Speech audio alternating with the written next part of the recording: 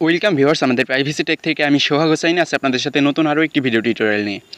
তো বন্ধুরা, আমি গত ভিডিওতে দেখিয়েছিলাম প্রসেসটা দেখিয়েছিলাম যে কিভাবে আপনি এইচএসসি 2021 সালের জন্য ফর্ম ফিল আপ করবেন, কিন্তু আমি ওখানে কিন্তু দেখাইনি যে কিভাবে আপনি সরাসরি ফর্ম ফিল আপ করবেন। অর্থাৎ আমি সরাসরি ফর্ম ফিল আপ করে দেখাইনি, কারণ আমার এরিয়াতে আমার কলেজের এই ফর্ম ফিল আপ এখনও শুরু হয়নি তখন, এজন্য আমি ওটা দেখাতে পারিনি।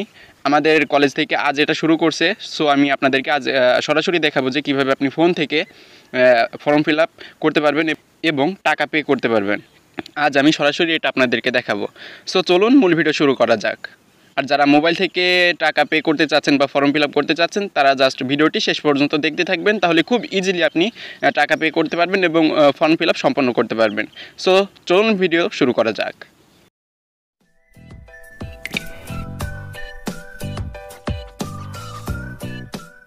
সো বন্ধুরা, আমরা মূল ভিডিও স্ক্রিনে চলে আসলাম। এখানে আসার পর আমাদের কলেজ থেকে যে এসএমএসটা এসেছে, আমরা প্রথমে সেই এসএমএসটাতে চলে যাব। ওখানে একটা লিঙ্ক দেওয়া আছে, আমাদের ওই লিঙ্ক থেকে প্রবেশ করতে হবে। সো আমরা এসএমএসে চলে যাচ্ছি। হ্যাঁ, এসএমএসটা দেখুন, আমার এই যে আমার সকালে এটা আসছে।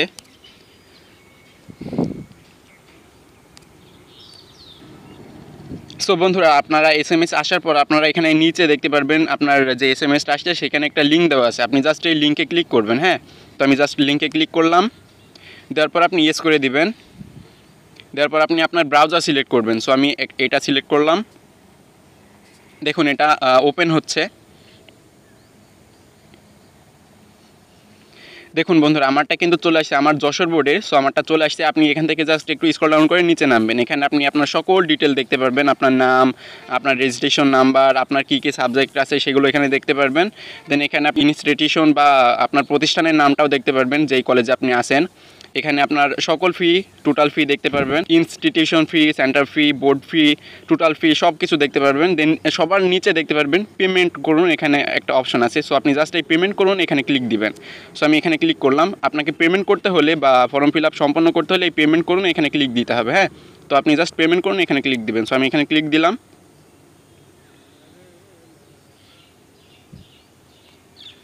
দেখুন, পেজটা লোডিং হচ্ছে। হ্যাঁ বন্ধুরা, আপনি যখন পেমেন্ট করুন ক্লিক দিবেন, সাথে সাথে আপনাকে এই যে সোনালী পেমেন্ট গেটওয়ে এখানে নিয়ে আসবে এবং এখানে আপনি আপনার ডিটেলগুলো আবারও দেখতে পারবেন। এখানে আপনি রেফার নাম্বার দেখতে পারবেন, বোর্ড ফি, আপনার নাম, আপনার ফোন নাম্বার এবং টোটাল কস্ট, অর্থাৎ আপনার কত পেমেন্ট করতে হবে সেটাও আপনি এখানে দেখতে পারবেন। হ্যাঁ, তো এখান থেকে আপনি জাস্ট আরও একটু স্ক্রল ডাউন করে নিচে নামবেন। এখানে নিচে নামার পর এখানে দেখতে পারবেন পেমেন্ট মেথড, অর্থাৎ আপনি কীভাবে পেমেন্ট করতে চাচ্ছেন। আপনি যদি সোনালী ব্যাংক থেকে করতে চান তাহলে সোনালী ব্যাংক, যদি ভিসা কার্ড থেকে করতে চান তাহলে ভিসা কার্ড, যদি মোবাইল ব্যাংকিং থেকে করতে চান তাহলে মোবাইল ব্যাংকিং। আমরা বেশিরভাগ মোবাইল ব্যাংকিং থেকেই করবো। সো আমি মোবাইল ব্যাংকিং থেকেই আপনাদের আজকের এটা দেখাবো। সো আপনি জাস্ট এই মোবাইল ব্যাংকিংয়ে ক্লিক করবেন। তো আমি ক্লিক করলাম। হ্যাঁ, মোবাইল ব্যাংকিংয়ে ক্লিক করার সাথে সাথে আপনি এখানে তিনটা অপশন পাবেন, বিকাশ, নগদ এবং রকেট।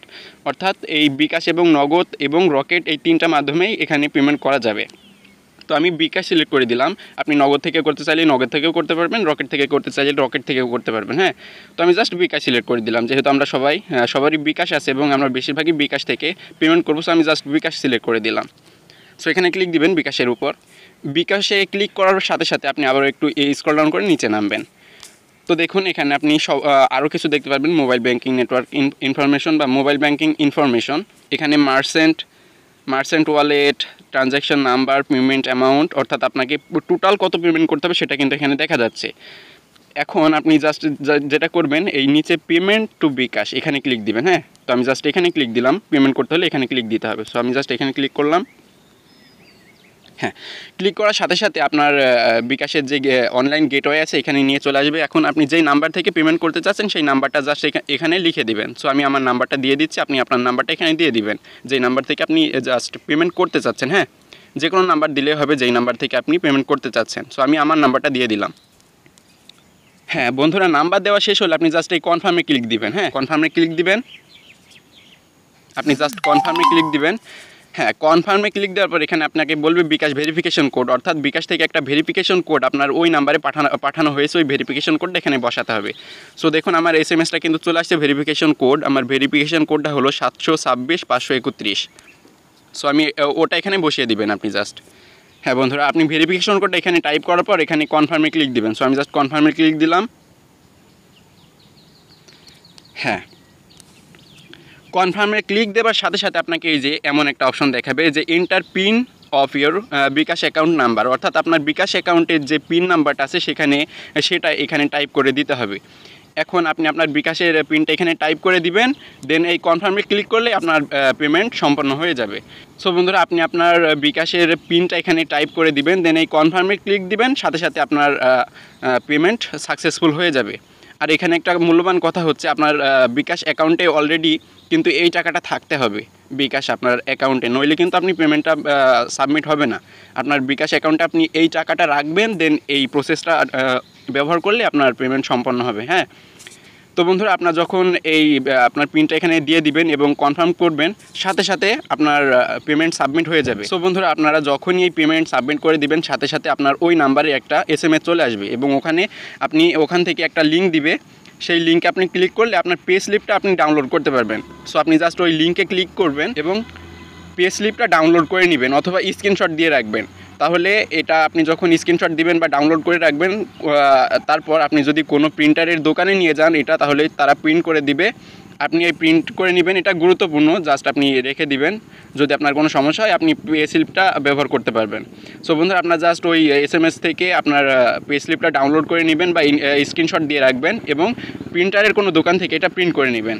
সো বন্ধুরা, ভিডিওটি ভালো লাগলে অবশ্যই একটা লাইক দিবেন এবং মূল্যবান একটা কমেন্ট করতে ভুলবেন না। আর এমনই হেল্পফুল ভিডিও নেক্সট টাইম পেতে চাইলে এখনই আমার চ্যানেলটিকে সাবস্ক্রাইব করে রাখবেন এবং পাশে থাকা বেলটি বাজিয়ে রাখবেন। সো বন্ধুরা, খুব ভালো থাকবেন, সুস্থ থাকবেন। আজ এখানে শেষ করলাম। খোদা হাফেজ।